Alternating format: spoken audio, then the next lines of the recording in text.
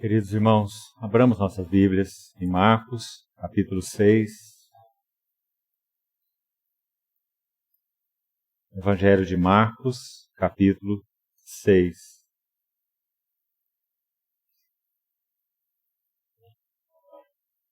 Vamos fazer uma leitura atenta desde o verso 30. Marcos 6,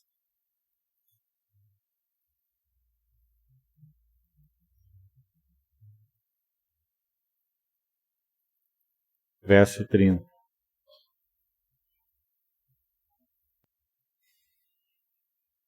Voltaram os apóstolos à presença de Jesus e lhe relataram tudo quanto haviam feito e ensinado. E ele lhes disse: Vinde repousar um pouco à parte, num lugar deserto.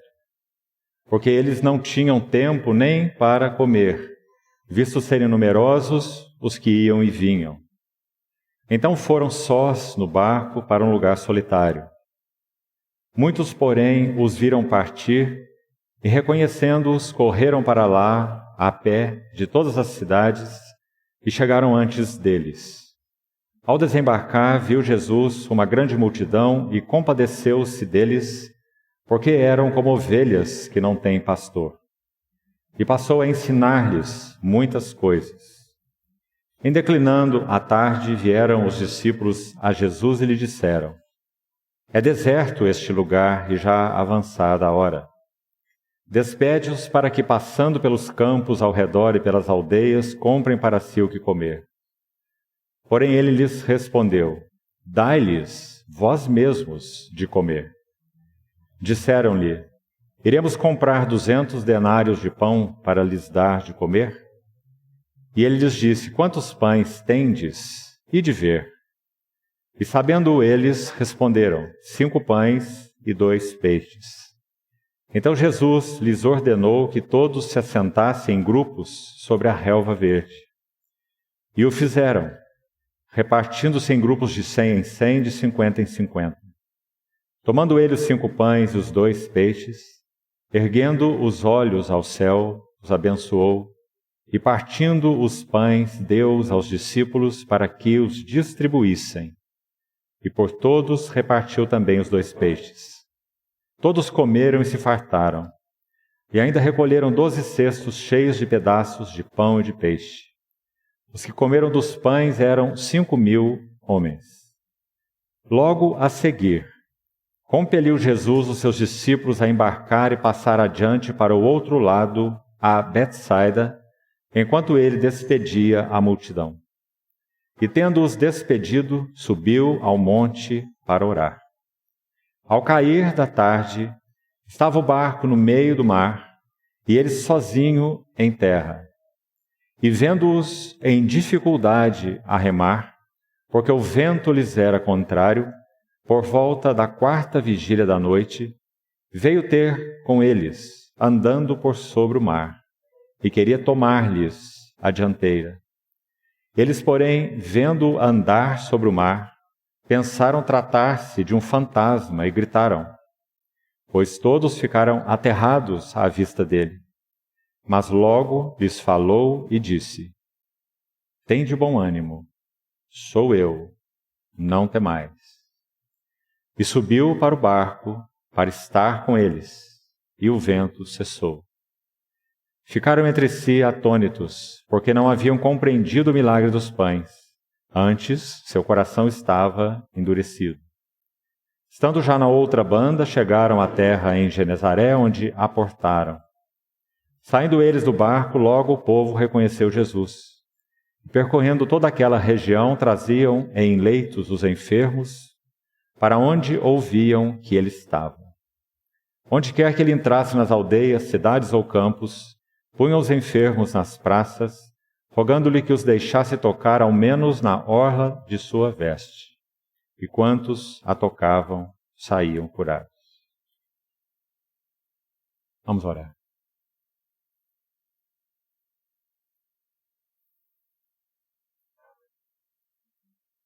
Querido Senhor, quão preciosa é a Tua palavra. quão doce é para os nossos ouvidos. Nós suplicamos que por meio dela o Senhor se faça presente no meio de nós nessa noite. Nós somos teus e tu és nosso. Suplicamos tua bondade e tua assistência, para que pelo teu Espírito Santo derramado de ti, cabeça exaltada, nós possamos claramente ouvir a tua voz. O Senhor realmente nos fale coletivamente e pessoalmente. Abre, Senhor, os nossos olhos, ilumina-os, porque queremos ver como o Senhor vê, sentir como o Senhor sente, pensar como o Senhor pensa. Por isso, usa a tua palavra como uma afiada espada de 2 gumes, penetrando os nossos corações, para louvor da glória da tua graça. Assim oramos, em teu nome precioso. Amém. Meus amados irmãos, depois de quase um ano, então, retornamos a esse capítulo onde nós deixamos, exatamente no dia 15 de março do ano passado, nós deixamos de ter a reunião que teríamos, numa quarta-feira. E aqui nós paramos, nesse capítulo de Marcos, capítulo 6 de Marcos. Aqui nós temos uma cena tríplice. Como temos dito, esse maravilhoso evangelho nos fala de maneira única sobre Jesus como sendo o servo dos servos, o servo do Senhor.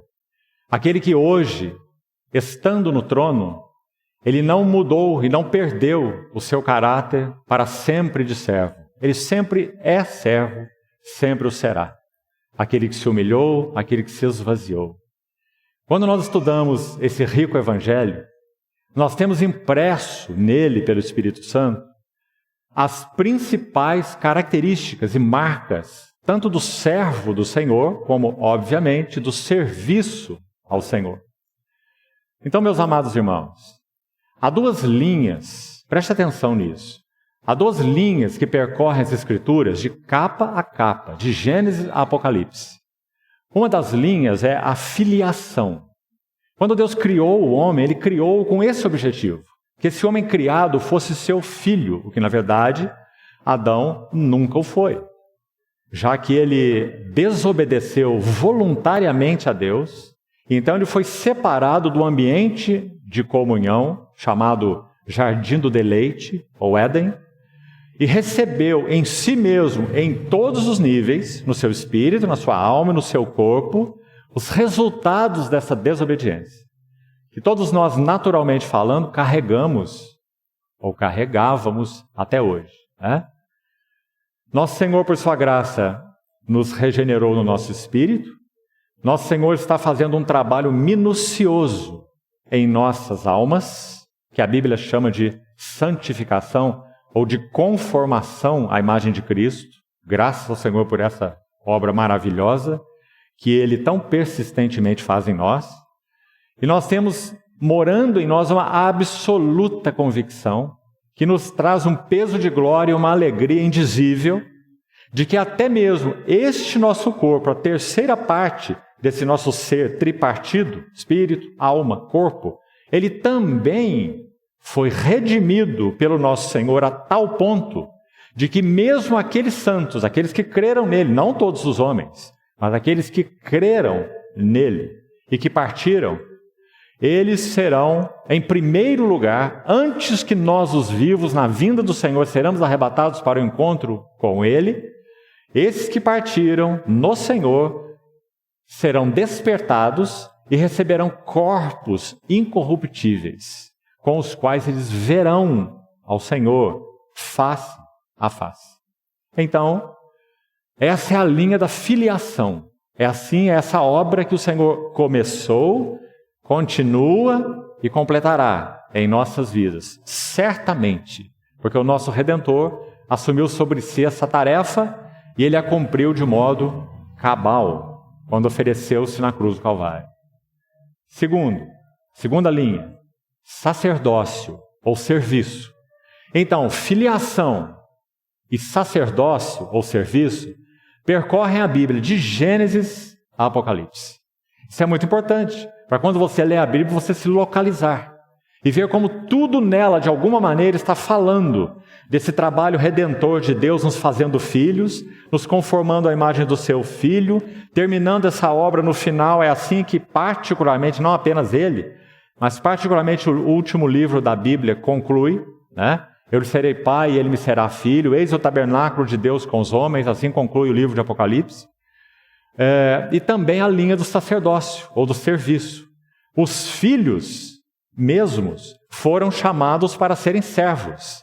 Então nós somos filhos servos, ou servos filhos. Porque quem é o nosso Senhor Jesus? Pense. Ele é o Filho de Deus, eternamente o Filho e eternamente o servo.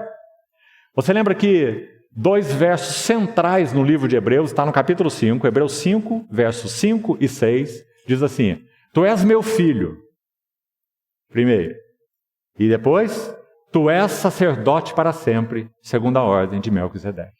Tu és meu filho, tu és sacerdote. Está vendo? Essas são as 2 linhas mestras que percorrem as Escrituras.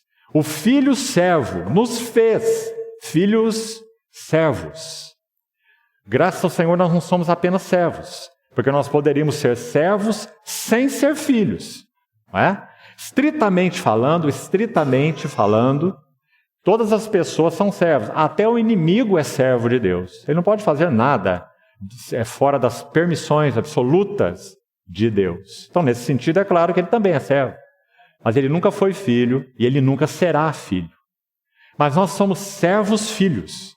Então, quando estudamos esse lindo evangelho, nós vemos essas marcas principais do servo e do serviço. Quando nós chegamos, e já passamos então, quando estávamos estudando ano passado, até o começo do ano passado, por 6 capítulos nesse lindo evangelho. Hoje, nós iremos fazer uma abordagem, e também na quarta-feira, não será possível concluir hoje. Então, iremos fazer uma abordagem em 2 sessões, hoje, na próxima quarta-feira, se o Senhor permitir, de uma cena tríplice nesse capítulo 6. É aqui que voltaremos nossos olhos agora. Os textos que nós lemos, uma divisão para você já se localizar aí. Peço que você, por favor, peça ao Senhor que te conceda bastante atenção, concentração e foco, para que você acompanhe toda a beleza do que está aqui nesse texto que nós lemos. Olhe para a sua Bíblia de novo, por favor. Capítulo 6 de Marcos, nós iniciamos lendo o verso 30.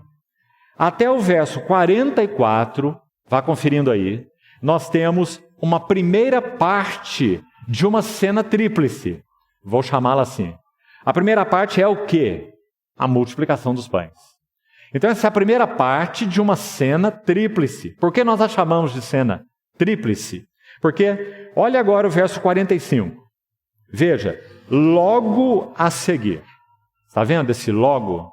Que no Evangelho de Marcos aparece 42 vezes, porque é um evangelho de serviço, é um evangelho de ação. Então, esse termo está ligando o que nós leremos nos versos 45, vá olhando aí, até os 52, 45 a 52. Essa cena está ligada imediatamente à cena anterior, porque é logo a seguir. Então, digamos que o Senhor quer nos falar 3 coisas principais. Por isso, eu estou chamando de cena tríplice. A primeira parte, depois vamos explicar o que é, qual é a nota central, a linda nota de cada um. A primeira cena, a multiplicação dos pães, tem uma nota. A segunda cena, o Senhor subindo ao monte, antes de subir ao monte, compelindo os discípulos a entrarem no barco e atravessarem o Mar da Galileia para o outro lado. Depois vamos ver o que isso significa. E tudo o que aconteceu ali, a tempestade, o vento contrário, a 4ª vigília da noite. Você está vendo quantos detalhes? A dificuldade a remar, o Senhor tomando a dianteira deles, dizendo essas magníficas palavras que nós já lemos nesse texto. 3 frases. Sou eu, não temais, verso 30 ou verso 50. Tem de bom ânimo, sou eu, não temais. 3 frases maravilhosas. Depois nós temos a última parte dessa cena tríplice. Porque nós vamos ver aqui no verso 53, olha aí, estando já na outra banda. Então você conseguiu, na medida que nós lemos, visualizar esses quadros? O Senhor naquele lugar solitário, o termo usado aqui é lugar deserto, mas não é exatamente o deserto, porque a palavra no grego, eremos, ela significa não apenas o deserto em si, o que nós chamamos de deserto, deserto arenoso, deserto inóspito. Mas essa palavra no grego também significa um lugar à parte ou um lugar solitário, certo? Então pode ser uma campina, ao invés de um deserto, mas é uma campina deserta, uma campina solitária, um lugar onde basicamente não há ninguém. Compreendeu? E aqui era o caso, aqui não era um deserto, porque eles se assentaram sobre a relva. Você observou a leitura? Deserto não tem relva. Então eles se assentaram naquele lugar à parte, aquele lugar solitário, aquele lugar deserto, digamos assim, né? E o Senhor realizou algo ali. E já vamos dizer qual foi a nota principal disso, e estudar um pouco esse lindo texto da multiplicação dos pães e o que ele quer dizer, dentro particularmente do Evangelho de Marcos. Segunda parte. Logo que conclui a cena da multiplicação de pães, então é dito, logo a seguir, o Senhor faz algo com eles, ele não perde tempo, ele os impele, ele os impulsiona. A ideia da palavra é obrigá-los, como que dando uma ordem para eles e impulsionando como que a força. Dizendo, agora vocês vão entrar nesse barco e vocês vão atravessar esse mar e vão para outra banda. E vamos ver que eles saíram de Betsaida, onde foi realizada a multiplicação dos pães, Betsaida, e foram para Betsaida. São duas Betsaidas. Uma de um lado do Mar da Galileia, na verdade é um lago, né? Lago de Genezaré. Uma Betsaida além do Jordão e outra Betsaida aquém do Jordão. Então eles foram de Betsaida para Betsaida, isso também é significativo, na parte norte do Mar da Galileia. Foram de noroeste, ou de nordeste, da direita, nordeste, para noroeste, em direção a Cafarnaum e desembarcando então nessa Betsaida. Quando examinarmos esse texto, nós vamos ver por que nós estamos falando desses detalhes. Não são apenas históricos, não são apenas geográficos. Há lindas lições aqui, que talvez essa parte só examinemos na quarta-feira que vem. E então, quando eles atravessam o mar de Betsaida para outra Betsaida e aportam, é a palavra que é usada aí aportaram, então você se lembra o que acontece.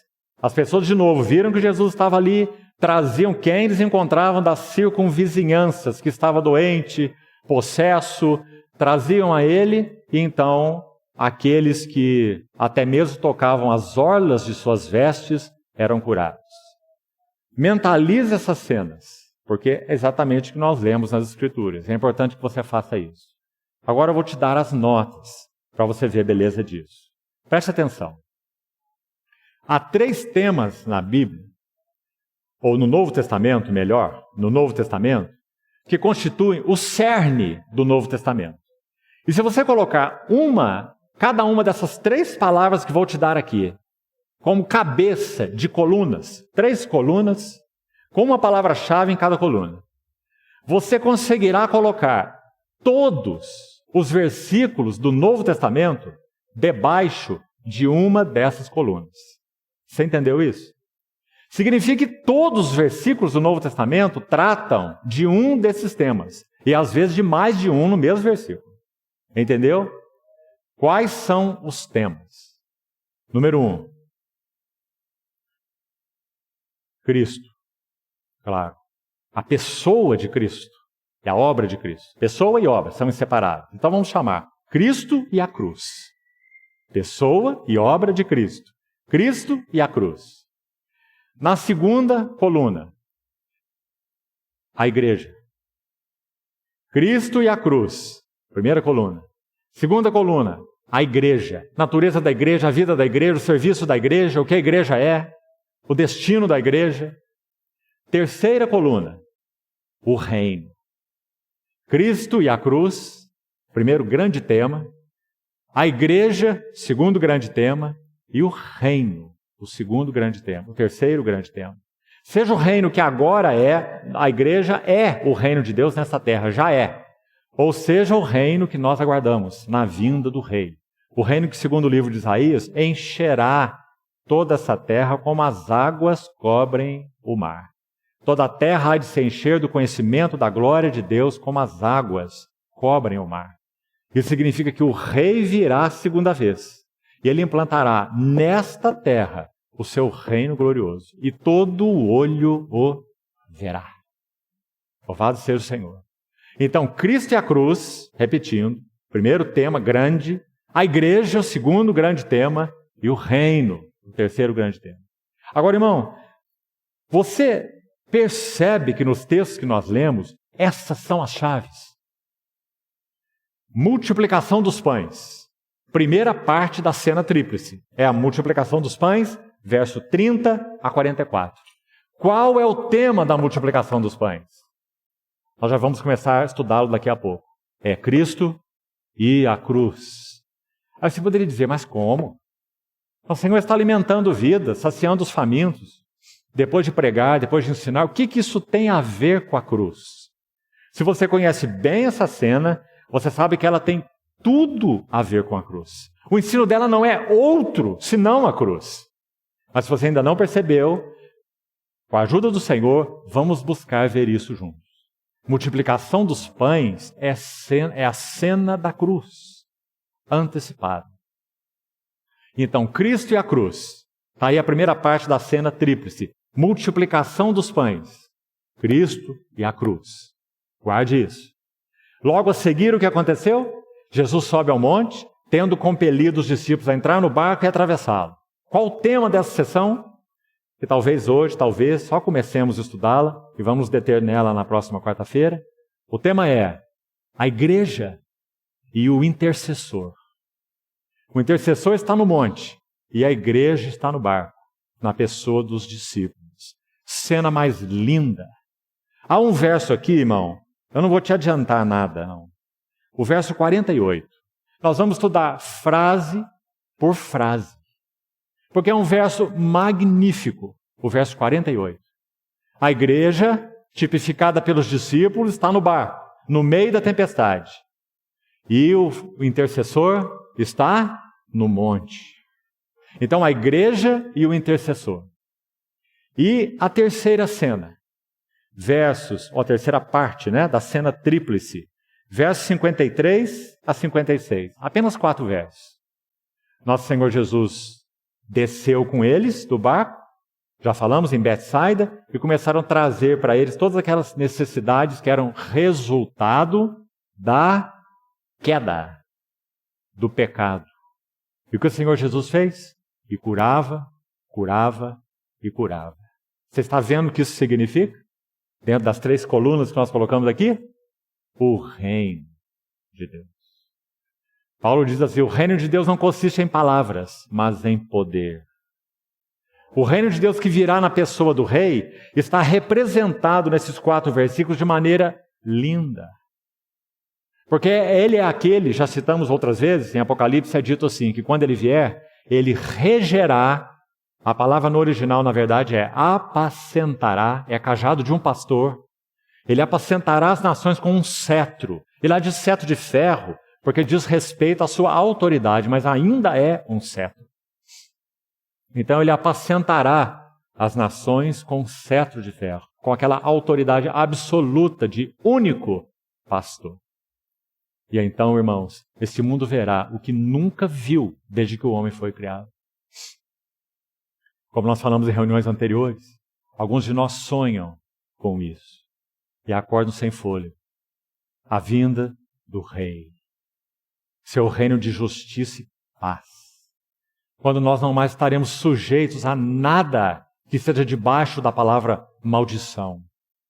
Isso inclui morte, dor, sofrimento, angústia, tristeza, separação e etc.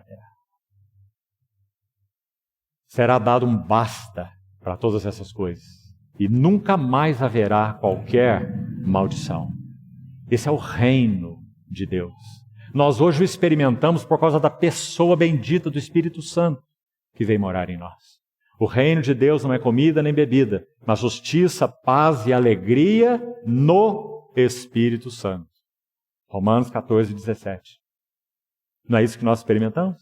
Mas, irmão, é só uma sombra ainda. Só uma sombra. É bom, não é? Nós podemos passar por sofrimento com gozo. Podemos passar por perdas com paz. O mundo não pode. O mundo não consegue. O mundo põe a unha na cabeça, desespera, deprime, enlouquece. Nós não. Não é? Mas o que nós aguardamos é muito mais do que nós já vivemos hoje. Infinitamente mais. Por isso, graças a Deus que a cada reunião que temos tido, desde que reiniciamos pela graça do Senhor, nós temos ouvido mais maranatas nos lábios dos irmãos. Você já percebeu, irmão? No partir do pão, nas reuniões, mais maranatas. Graças ao Senhor, Ele está usando circunstâncias. É o poder da pressão, do aperto, das circunstâncias, para produzir em nós um verdadeiro maranata, que não é uma fuga de circunstâncias, mas é um desejo que o Rei venha e estabeleça aquilo que é digno do seu caráter. É isso que nós aguardamos. Então, aí estão 4 versículos, 53 e 56, que são um antegozo do reino. Está claro, então? Cristo e a cruz, multiplicação dos pães. A igreja e o intercessor, a cena do Senhor no monte e dos discípulos no barco. E, finalmente, a parte da cena tríplice que diz respeito ao reino. O Senhor eliminando as consequências da queda e da maldição. Curando aqueles enfermos e expulsando aqueles demônios. Não haverá lugar para demônios quando nosso Senhor estiver reinando nessa terra. Satanás e seus anjos serão presos por 1000 anos. 1 milênio de paz. Nós já estaremos com Ele, em plenitude de gozo. Mas aqueles que nem mesmo o conheceram, aqueles que nem mesmo creram nele, aqueles que o insultaram, verão quem é Ele. O Filho de Deus, o Rei dos Reis, o Senhor dos Senhores. E como, irmãos, não contemplar, não vislumbrar essa hora sem que haja um maranata no nosso coração? O que mais que nós queremos nessa terra? O que mais? Então, vamos lá. Primeira parte da cena tríplice, Cristo e a cruz. O que nós precisamos fazer aqui, abra por favor sua Bíblia em João 6. É nós entendermos então o que significa a multiplicação dos pães. Como nós falávamos, é muito mais do que o Senhor saciar a fome daquelas ovelhas que não tinham pastor, para usar as palavras do próprio Senhor. Se compadecendo delas e as saciando. É muito mais. Mas esse muito mais não está registrado no Evangelho de Marcos e nem no de Mateus. Esse muito mais está registrado no Evangelho de João. Porque nós sabemos que, sobretudo, João é aquele que interpreta as coisas. Porque o ponto de vista de João, quando escreve o Evangelho dele, é um ponto de vista basicamente, não exclusivamente, mas basicamente celestial. O Evangelho de João é um evangelho basicamente celestial. Ele interpreta todas as curas, por exemplo, que o Senhor fez de maneira celestial. Porque ele cura o cego. O que isso significa no aspecto celestial? Por que ele ressuscita Lázaro? O que isso significa no aspecto celestial? Eu sou a ressurreição e a vida. Não é? Por que ele multiplica pães? Aí chegamos na nossa cena. João 6. Por que ele multiplica pães? O que isso significa no aspecto celestial? Então é João que se detém nos aspectos celestiais. Compreendeu? Então qual é o ensino de João? Vamos ver resumidamente. João 6, vamos ao verso 11. Primeiro nós vamos fazer uma coisa aqui, antes de entrar em alguns aspectos desse ensino sobre a multiplicação dos pães, que tem como nota então, não se esqueça, Cristo e a cruz. Agora então, um detalhe na narrativa de João. Capítulo 6, abra por favor João 6, 11. E aqui queria que você fizesse um exercício aí. Esqueça que nós estamos lendo sobre a multiplicação dos pães, por um momento. Esqueça. Escute só esse versículo. Verso 11. Então Jesus tomou os pães e, tendo dado graças, distribuiu entre eles. Aí eu te pergunto, do que você lembra?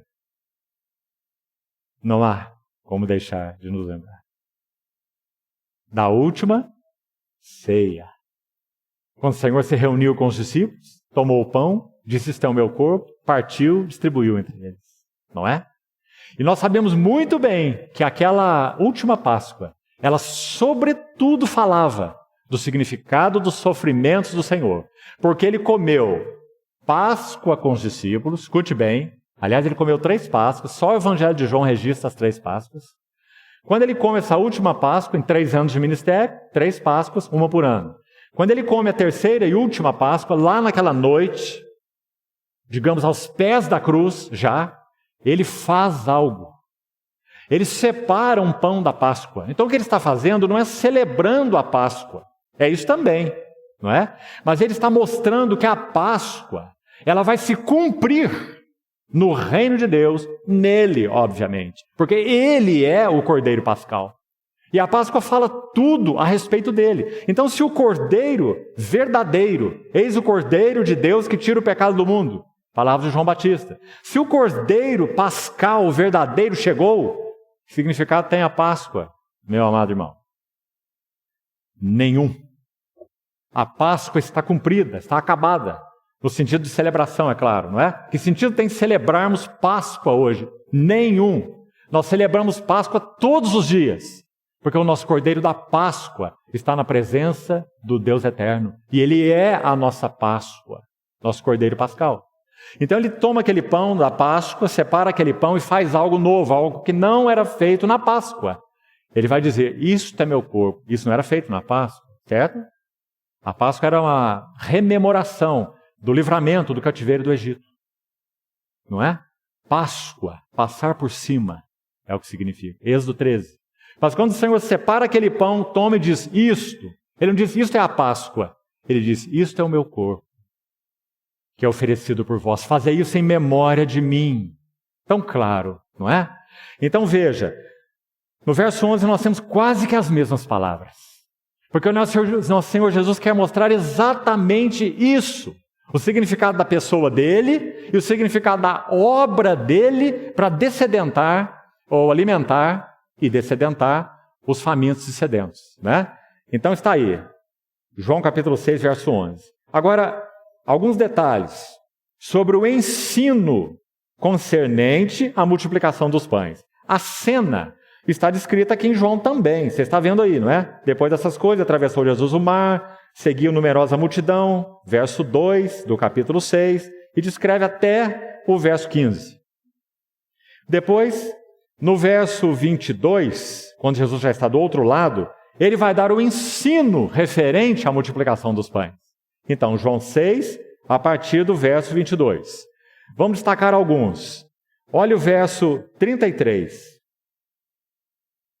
Vamos ler o 32 também.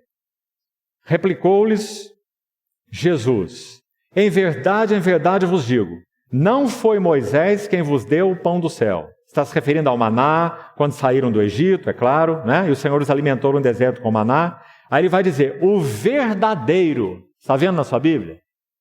Quando João usa a palavra verdadeiro, sempre, não há exceção, ele está fazendo alusão àquilo que tem realidade e contrastando com sombra. Não é verdadeiro contrastando como antítese de falso. Entendeu? É verdadeiro no sentido de aquilo que tem substância ou que tem realidade, contrastando com sombra ou com tipo. Então ele vai dizer: o pão verdadeiro, o pão que tem realidade, verdadeiro pão do céu, é meu Pai que vos dá. Ora, irmão, ele tinha acabado de multiplicar pães. Então você veja, ele não está interessado em matar a fome daqueles que estavam ali há tanto tempo, embora ele tenha de todo o coração se compadecido deles. Esse é o nosso Senhor, não é?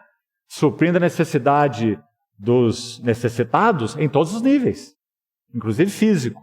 Mas ele vai muito além desse nível. É como se ele estivesse dizendo: abram os seus olhos.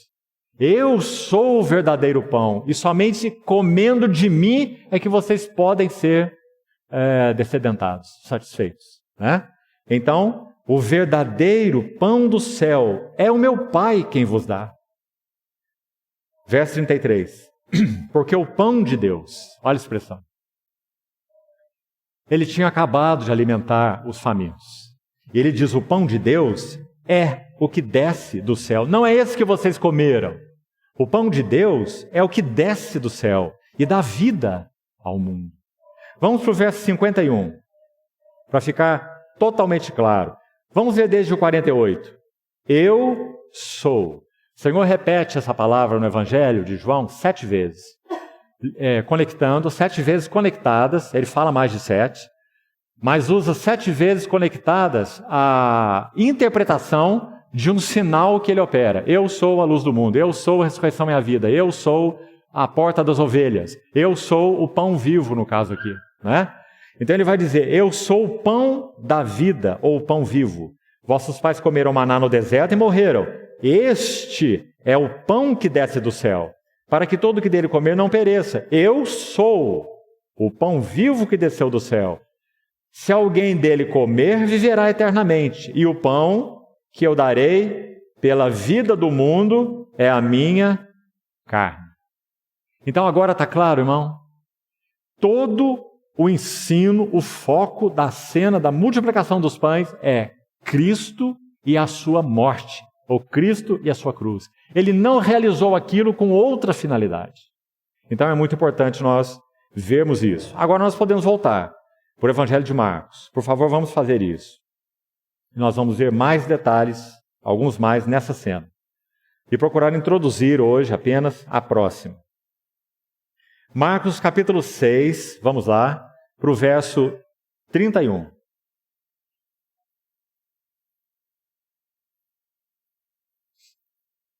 Aqui quero fazer um destaque nos versos 31 e no 35, que de certa forma já toquei no início. Observe, no verso 31 diz, Marcos 6, 31. E ele lhes disse, vinde repousar um pouco à parte num lugar deserto. Olha essa expressão. Agora olha o verso 35. Em declinando a tarde, vieram os discípulos a Jesus e lhe disseram, é deserto este lugar. Já explicamos então, né, que era como uma campina deserta, né? E já avançada a hora. Agora, irmãos, o que o deserto tipifica na Bíblia, seja ele o literal de areia, digamos assim, o lugar ermo, ou seja, esse lugar solitário, esse lugar onde não há nada, esse lugar à parte. Nós sabemos que ele representa o mundo, sempre. A peregrinação do povo de Deus no deserto é um tipo claro daqueles que foram redimidos pelo sangue do Cordeiro Pascal, que foi passado nas portas, deixaram o cativeiro do Egito, passaram pelo Mar Vermelho, que tipifica, segundo o ensino do Novo Testamento, o nosso batismo, não é? 1 Coríntios 10. Então eles entraram no deserto, e Paulo interpreta isso exatamente em 1 Coríntios 10. Então aquele peregrinar no deserto tipifica a nossa jornada cristã neste mundo. Então eu gostaria que você visse o que está acontecendo aqui. O Senhor literalmente está preparando para eles uma mesa no deserto. Então 2 vezes temos a expressão. Primeiro, um lugar deserto no verso 31. Segundo, verso 35, é deserto este lugar. Meus amados irmãos, nós só poderemos experimentar com profundidade crescente, beleza crescente, significado crescente, a pessoa de Cristo e a obra de Cristo, Cristo e a cruz, não é o tema que já enfatizamos, da multiplicação dos pães? Só podemos experimentar, repetindo, a beleza, a doçura da pessoa de Cristo e da obra de Cristo, se nós virmos que este mundo é um deserto. Você ouviu com atenção? Se nós fincarmos raízes nesse mundo, se nós tivermos nossos prazeres neste mundo, nossas ambições neste mundo, nossos gozos neste mundo, e neste mundo, e neste mundo, então nós não poderemos experimentar a doçura, o significado, a profundidade, as águas mais profundas do significado de Cristo e da sua gloriosa cruz. Meus irmãos, há tantos cânticos sobre a cruz. Sim, na cruz, nela me glorio. Quero estar aos pés da cruz, que bendita fonte. Quantos cânticos sobre a cruz, não é? Porque a cruz do nosso Senhor Jesus é magnífica. Quanto mais nós contemplamos a pessoa e obra do nosso Senhor Jesus, mais nós o admiramos. A cruz de Cristo é tão inesgotável quanto o próprio Cristo. A obra de Cristo é infindável como Cristo é infindável. Quanto mais contemplamos a cruz, mais nós entramos nos benefícios da cruz. E se o Senhor permitir, mais à frente, em outra sessão, nós vamos falar também um pouco sobre isso. Na cruz, não somente Cristo morreu por causa do pecado, mas Cristo morreu, o ensino de Romanos 6, para o pecado. Isso significa que quanto mais contemplamos a cruz, mais nós apreciamos o significado de sermos salvos da condenação do pecado. Essa é uma grande bênção, mas muito mais. Quanto mais contemplamos a cruz, mais nós vemos o poder dela para nos salvar da tirania do pecado, a tirania atual, não apenas a condenação do pecado. Esse é o ensino de Romanos 6. Cristo, quanto a ele ter morrido, de uma vez por todas morreu para o pecado. Não diz morreu por causa, nesse versículo. Ele morreu por causa do pecado, porque ele foi feito pecado por nós, mas ele morreu para o pecado. Aí Paulo vai dizer, considerai-vos também vós mortos para o pecado, como ele morreu para o pecado, mas vivos para Deus em Cristo Jesus. E o pecado não terá domínio sobre nós. Não é maravilhoso? Irmão, me escute com atenção. Esse segundo benefício da cruz, infelizmente, são poucos cristãos que o experimentam. Para a maioria dos cristãos está suficiente se alegrarem no primeiro benefício. Cristo morreu por causa do pecado. E eu creio nele. Nenhuma condenação há mais para mim. Tá bom demais. Agora eu vivo minha vida com Jesus me abençoando para eu realizar os meus projetos. Assim é a maioria dos cristãos. Mas outros compreendem mais sobre a cruz. Compreendem que ele morreu para o pecado. Ele está morto para o pecado. E nós estamos incluídos com ele e nele na sua morte. Para que então possamos andar realmente em novidade de vida. Meus amados irmãos, quão grande é o significado de Cristo e da sua cruz. Então o Senhor os levou para um lugar deserto. E fez com que eles se assentassem naquele lugar mesmo, naquela relva, para se alimentarem em figura daquele que é o pão da vida. Se esse mundo para nós não é um deserto, nós não conheceremos o significado mais profundo de Cristo e nem de sua cruz. Está aí algo para nós ponderarmos e orarmos e meditarmos. Vamos avançar um pouco mais. Olha o verso 37. Isso é extremamente significativo. Verso 37. Quando eles disseram ao Senhor, despede-os, no 36, para que passando pelos campos ao redor e pelas aldeias, comprem para si o que comer. Não é lógico o raciocínio deles? É claro que é. Não é? Normal. Qualquer um de nós faria isso. Mas então o Senhor disse, porém ele lhes respondeu, verso 37, dai-lhes vós mesmos de comer. Disseram-lhe, iremos comprar 200 denários de pão para lhes dar de comer? Vamos para o verso 41. Tomando ele, Jesus, os 5 pães e os 2 peixes, erguendo os olhos ao céu, os abençoou e partindo os pães, agora irmão, preste atenção, deu-os aos discípulos, não deu à multidão, para que eles, os discípulos, os distribuíssem. Esse é o único milagre de todos os que Jesus realizou, que ele colocou os seus discípulos para cooperarem. Ouviu com atenção? Aí você poderia dizer, um detalhe, o que isso significa? Talvez só na quarta-feira que vem que nós vamos ver o que isso significa. Mas é um significado de imensa importância. Por quê? Vou te adiantar algo, embora talvez você não vá compreender tudo ainda. Quando eles entraram naquele barco, morreram de medo, acharam que estavam vendo um fantasma, gritaram. O Senhor entrou no barco e disse, tem de bom ânimo, sou eu, não temais. O Senhor diz assim, ou o texto diz assim, que eles estavam temerosos Porque eles não haviam compreendido o milagre dos pães. Ouviu bem? Eles não tinham compreendido o milagre dos pães. Ou seja, se eles tivessem compreendido, eles não ficariam atemorizados. Não é? Mas o que será então que eles não compreenderam? Uma das coisas, nós vamos ver 3 coisas quando chegarmos lá.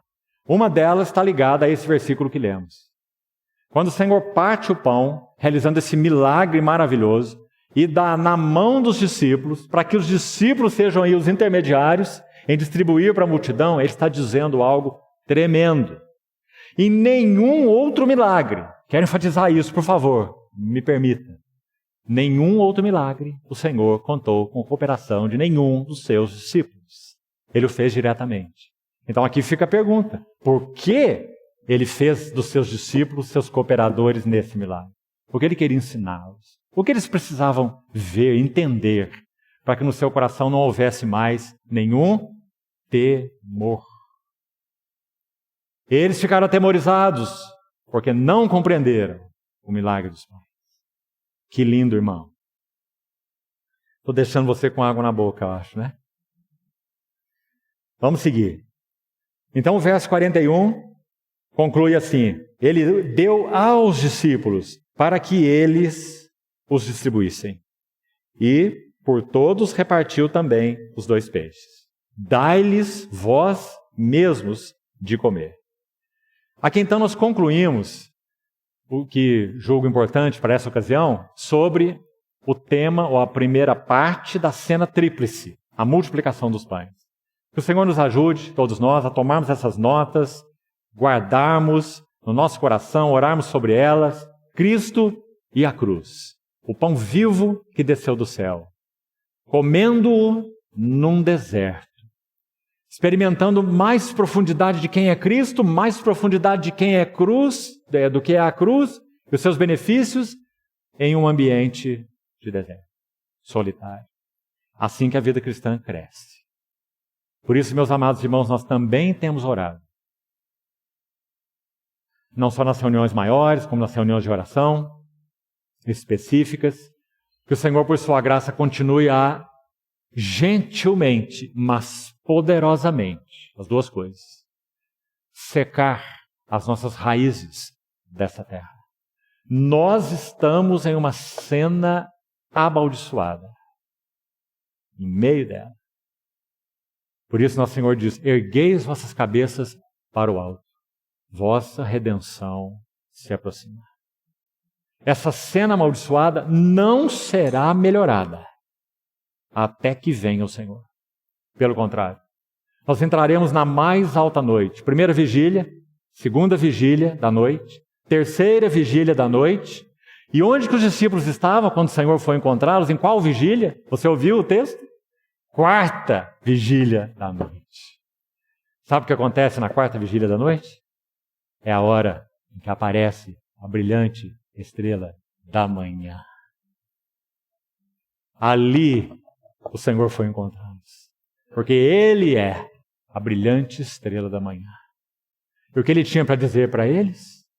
Tende bom ânimo. Ego eimi, no grego. O Senhor usou essa expressão muitas vezes. Ego, eu, eimi, sou. Eu sou. Tende bom ânimo. Eu sou. Não temais. Queridos irmãos. É isso que o Senhor quer falar aos nossos corações na 4ª vigília da noite. Fique firme. Tende bom ânimo. Eu sou. Eu sou. Eu sou o pão da vida. Eu sou a ressurreição e a vida. Eu sou a porta das ovelhas. Eu sou o manancial de águas vivas. Eu sou o bom pastor. Eu sou. Não é mais. Então, vamos um pouquinho para dentro da 2ª cena. E nós concluímos por hoje. Nós lemos assim: logo a seguir, estamos aí, no verso 45. Compeliu. Está vendo essa palavra? No original, significa empurrar, obrigar como que à força, como já explicamos. Então ele não deu uma sugestão, vocês querem passar para o outro lado? Olha, tem um barco aí, aproveitem. Não. Ele os obrigou. Agora vocês vão entrar nesse barco e vocês vão para o outro lado. Está muito claro por quê.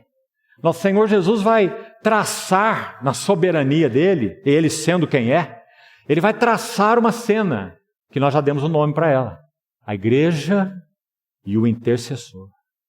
A igreja no meio do mar, no barco, no mar violento.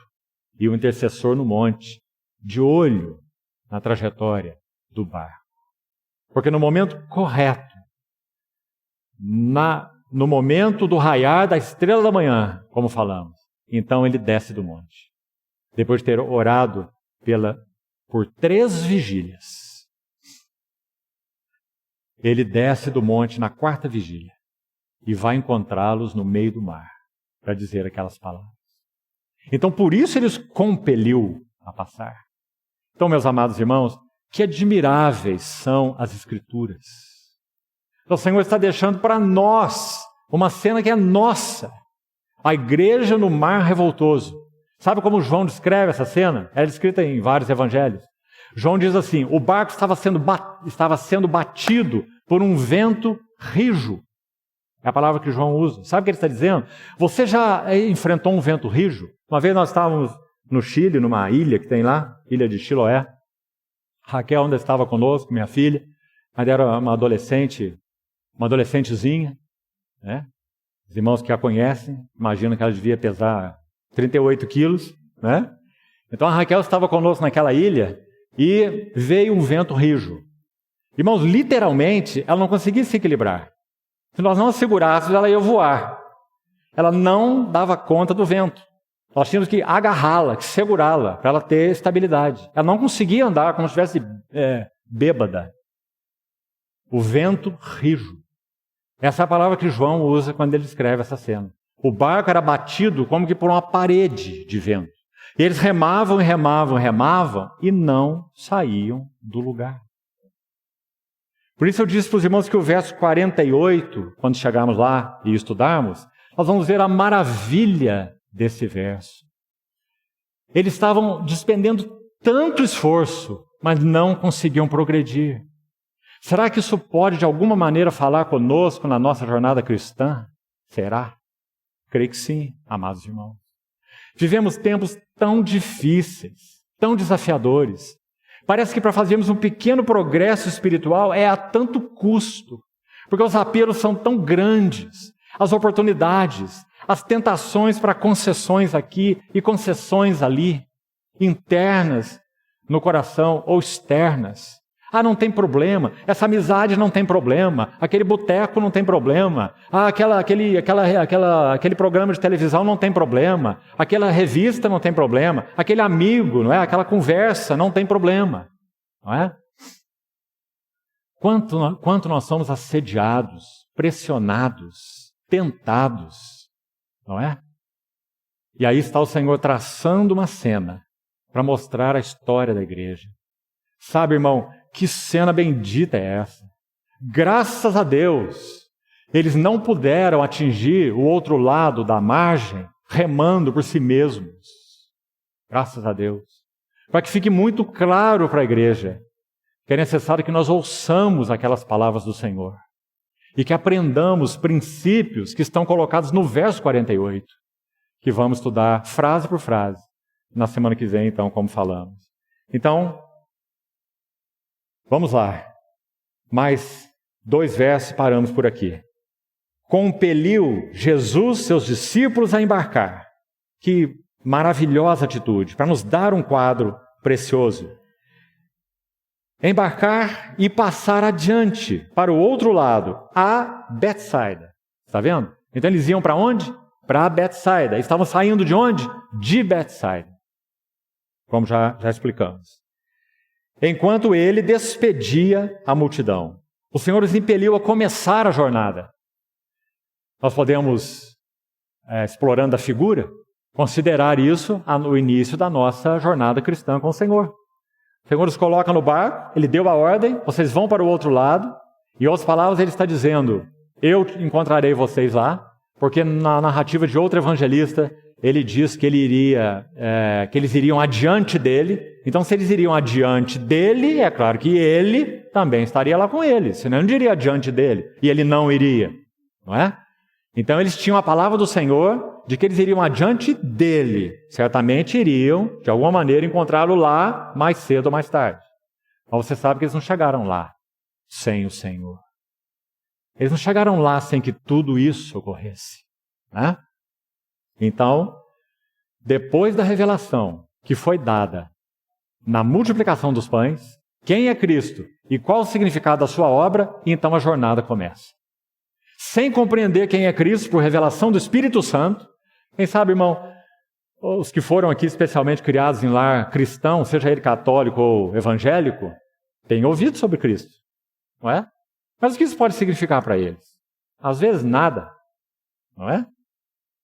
Mas quando nós compreendemos por revelação do Espírito Santo quem é Cristo e qual o significado da sua cruz, a jornada começa. Esse foi o caso com eles. Então, concluída a cena que falava sobre Cristo e a cruz, o Senhor os põe no barco. Está vendo a sequência, a analogia? Após a revelação, não mais. Antes eles não poderiam suportar.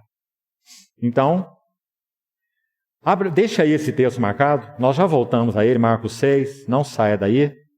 Mas abra Mateus agora, por favor, Mateus 14, que precisamos de uma expressão aqui. Para você.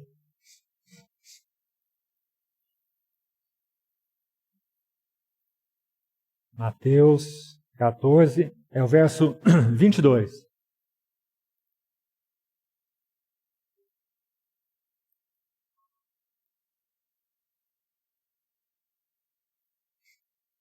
Mesma cena. Logo a seguir, compeliu Jesus os discípulos a embarcar e passar adiante dele. Está vendo? Em Marcos você não tem essa expressão literal, né? Mas estou te mostrando aqui em Mateus para que você veja que eles receberam uma palavra do Senhor, que eles encontrariam o Senhor do outro lado, né?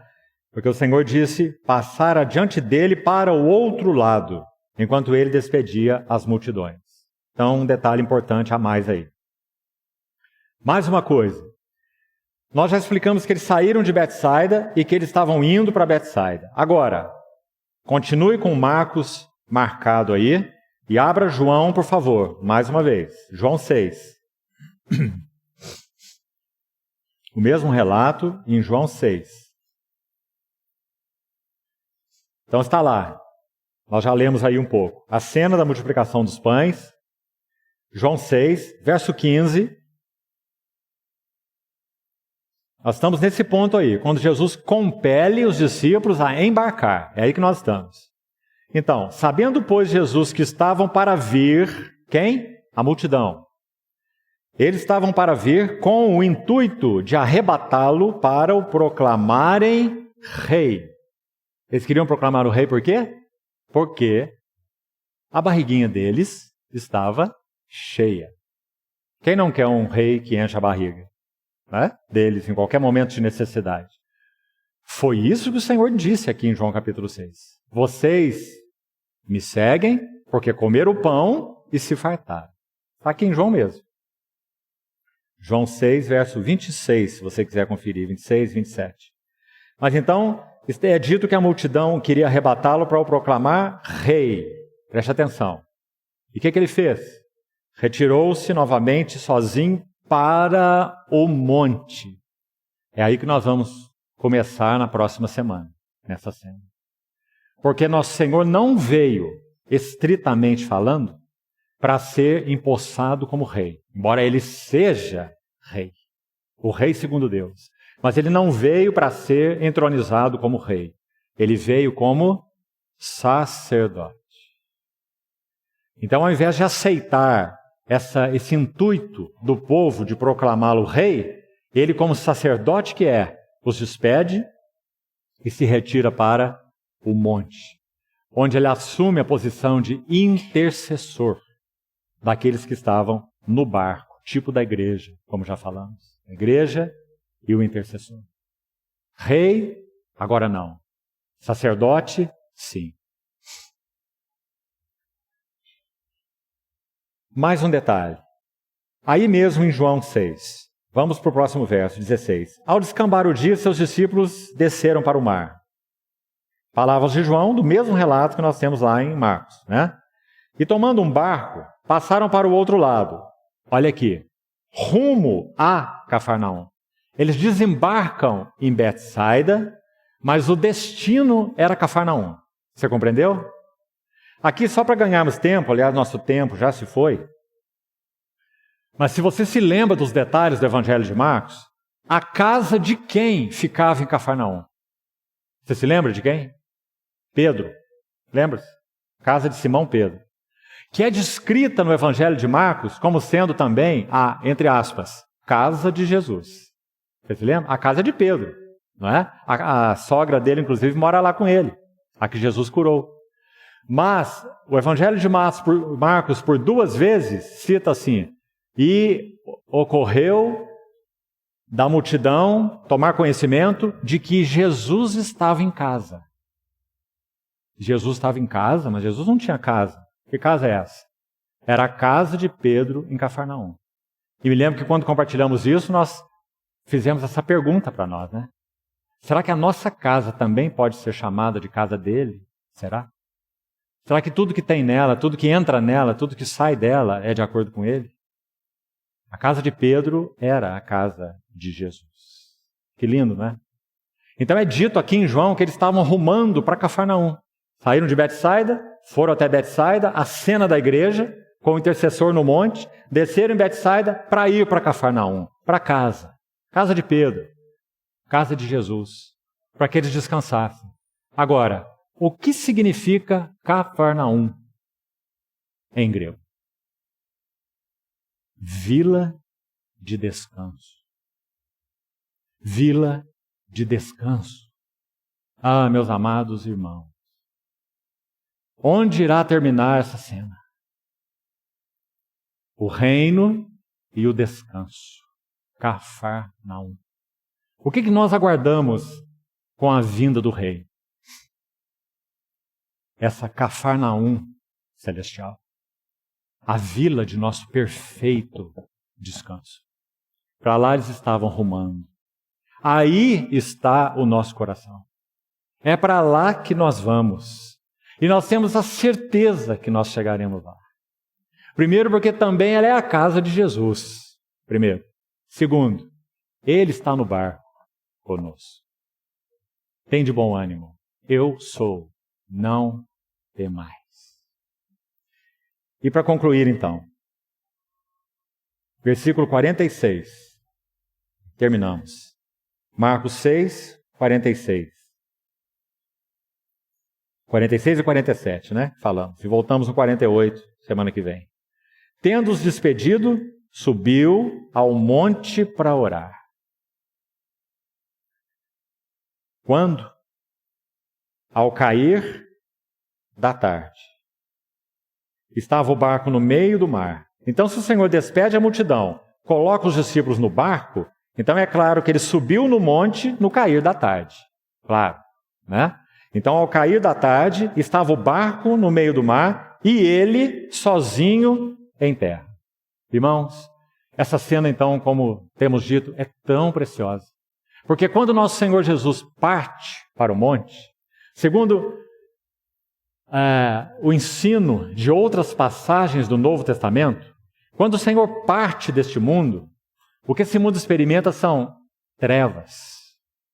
Quando o Senhor Jesus deixou esse mundo e ascendeu, após sua ressurreição, e ascendeu do Monte das Oliveiras, é dito que os discípulos estavam com ele em Betânia. E é dito que nosso Senhor Jesus tinha as suas costas viradas para Jerusalém. Tinha que ser assim. Embora o texto não descreva literalmente assim, mas tem que ser assim. Sabe por quê? Porque é dito que ele tinha as suas mãos estendidas e os abençoava. Não há como você estar abençoando alguém e olhando para outro lugar. Não é? Então Nosso Senhor ascendeu aos céus, olhando para os seus discípulos em Betânia, e se ele estava olhando para Betânia, então ele estava de costas para Jerusalém. Porque em Jerusalém não havia nada que pudesse satisfazê-lo. Até o sacerdócio era corrupto. Mas em Betânia havia tudo que satisfazia o seu coração. Então ele ascendeu de Betânia, e de Betânia os abençoava. Quando ele ascendeu de Betânia, o que aconteceu especialmente com o coração de João, o autor do Evangelho, das 3 epístolas e do Apocalipse? O coração de João se torna o coração de uma viúva. Porque agora o seu noivo celestial, o amado do seu coração, não estava nessa terra. E agora para João tudo é uma cena trevosa. João não é deprimido. João não está deprimido. João vê as coisas como Cristo as vê. Então ele vai dizer o que na sua epístola? 1 João capítulo 2. Não ameis o mundo, nem as coisas que no mundo há. Porque se alguém amar este mundo, o amor do Pai não está nele. Esse é o coração de João. Viveu sem dúvida mais de 90 anos. Foi o discípulo que mais viveu. Tomando a sua cruz dia a dia, amando e seguindo o Senhor fielmente. Então, quando ele olhava para esse mundo, o que ele via? Uma cena de prazer, um playground, alegrias sem fim. Sabe o que ele diz em Apocalipse 18? Ele diz, quando ele descreve a Babilônia, que é figura da religião corrupta, uma religião sem Cristo, sem realidade, essa que nós vemos aí fantasiada de cores e trejeitos, seja ela católica ou, infelizmente, muito do que se denomina evangélico também está na mesma linha, essa religião travestida. João a chama em Apocalipse de prostituta. Aliás, ele contrasta a prostituta com a esposa do Cordeiro no final do livro, não é assim? Aí ele vai dizer que essa Babilônia corrupta, essa religião corrupta, que não ama Cristo, que não vê Cristo, que não quer Cristo, que quer prazeres e prazeres deste mundo, ela está casada com governos, com comandantes, com príncipes, com autoridade. Aliás, o líder do romanismo é casado com essas autoridades exatamente da maneira como a Bíblia o representa. Exatamente assim. Hoje a sede do romanismo é um Estado. Hoje não, há muito tempo. Não é? Igreja casada com o mundo, não tem nada de Cristo. Sabe como era descrita em Apocalipse? Tanto como meretriz, como Babilônia. Então João vai descrever o coração de Babilônia. E ele vai dizer que a Babilônia diz assim: estou sentada como rainha. Você ouviu bem, irmão? Estou sentada como rainha. Viúva eu não sou. E pranto eu nunca hei de ver. Quem diz isso? Essa voz é da igreja? Não. Essa voz é da meretriz. É da Babilônia, não da igreja. A igreja está sentada aos pés do Senhor como serva, não como rainha. A igreja diz: viúva, eu sou. Porque aguardo que ele, o marido celestial, se mostre de novo para mim. Então possa entrar com ele nas suas bodas. Viúva eu sou. E pranto hei de ver. Porque bem-aventurados os que choram, eles serão consolados. Por que nós choramos? Nós choramos por causa da degradação, da imoralidade, da corrupção, do pecado, da miséria, da dor, do sofrimento, da angústia, da injustiça.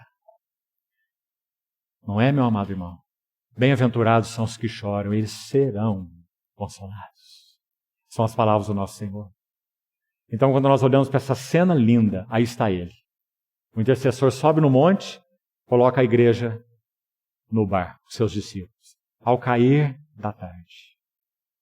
Hebreus 7:25 diz assim, vou concluir com esse verso. Por isso, Hebreus 7:25. Por isso mesmo, ele pode salvar totalmente os que por ele se chegam a Deus, porque ele vive sempre para interceder por eles. É isso que nós temos nessa cena em Marcos capítulo 6. A igreja, ou eles, no barco, e aquele que vive para interceder por eles no monte. Então, se o Senhor permitir, quarta-feira nós voltamos no verso 48. E nós vamos ver a maravilha dessa intercessão. O significado dela para nós, as implicações dela para nós, e como é encorajadora essa intercessão de nosso Senhor. Como nós precisamos aprender, irmão, a contar com ela em cada minuto de nossas vidas. Nós cristãos não estamos isentos de nada nessa vida, de nada nessa terra. Dores, angústias, perdas em nenhum sentido. Estamos mergulhados nessa cena. Mas graças ao Senhor, o intercessor está no monte. E ele conhece o momento exato de se colocar para dentro do barco e dizer aquelas palavras para nós. Bendito seja o seu nome. Vamos orar. Querido Senhor, nós te agradecemos porque aprove ao Senhor deixar essas cenas registradas para nós. Trazem tanto alento, tanto gozo, tanto conforto e tanto descanso ao nosso coração. Obrigado porque o Senhor é quem é.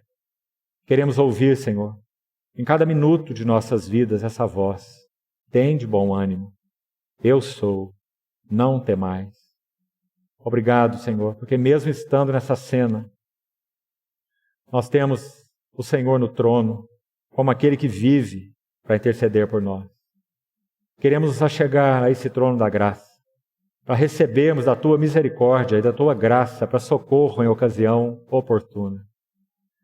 Senhor, por Tua fidelidade, continua falando ao nosso coração ainda nessa noite. Ainda quando formos para nossas camas, fala conosco, Senhor. Continua ministrando ao nosso coração que o Senhor é nosso e que nós somos Teus. E te pedimos, Senhor, alimenta e fortalece esse maranata nos nossos corações, para que ele seja mais profundo, mais real, mais cheio de significado. E que ao mesmo tempo, Senhor, levantando assim nossos olhos, o Senhor encontre caminho para secar as raízes dos nossos corações. Não tenhamos neste mundo um ambiente agradável, confortável, prazeroso. Que o nosso coração esteja atrelado a Ti, Senhor. Nós te pedimos, muito agradecidos, porque o Senhor é um pastor maravilhoso. Bendito seja o Teu santo nome. Amém.